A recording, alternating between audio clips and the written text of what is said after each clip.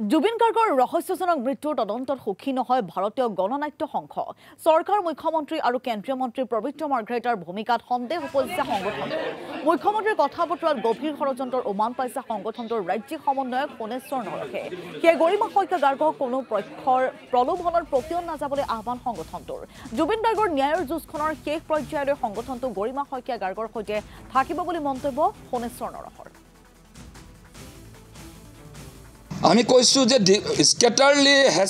#justice for Zubeen Garg লাগিলে 10 million হলেও এখন চৰকাৰে ভয় নকৰে কাৰণ এখন চৰকাৰ ফেসিষ্ট চৰকাৰ আমি কৈছো সেই 10 মিলিয়ন মানুহ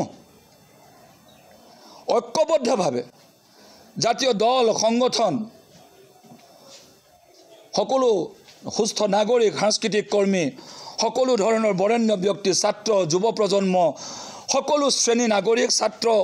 সমাজ সকলো ঐক্যবদ্ধভাৱে এইটোত সন্মুখৰ পৰা এইটো আমি লগ হৈ কাম কৰিব লাগে চাওক আমি ন্যায়পালিকাৰ ওপৰত আমাৰ আস্থা আছে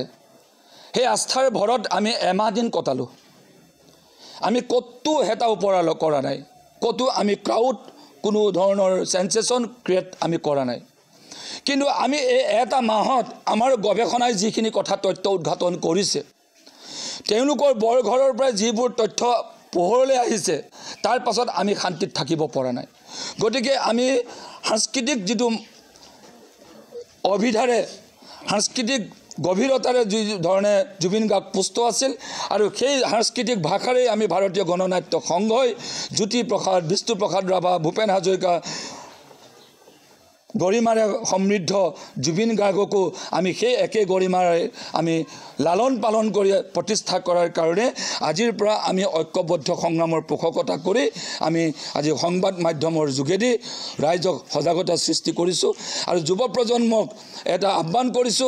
যে বিক্ষিপ্তভাৱে নহয় ঐক্যবদ্ধভাৱে জেনজিৰ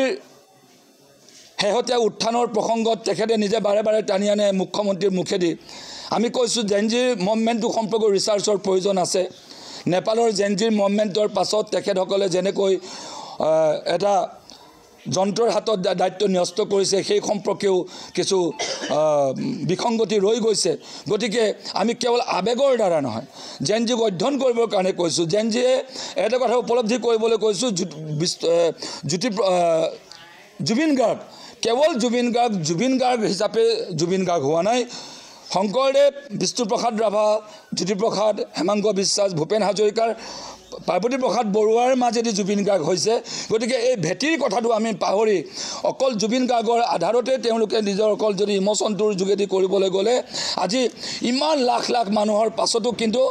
অপৰাধীক ধৰিব নোৱাৰাটোত আমাৰ ঐক্যবদ্ধহীনতাৰ ফল ভুগিছো জাতিটোৱে গতিকে মই সকলোকে বিনম্ৰভাৱে আহ্বান জনাইছো ঐক্যবদ্ধ সংগ্ৰামৰ বিনা ইয়াক গত্যন্তৰ নাই আৰু এই সংগ্ৰাম সাংস্কৃতিক ভাৱধাৰাৰে সাংস্কৃতিক কায়দাৰে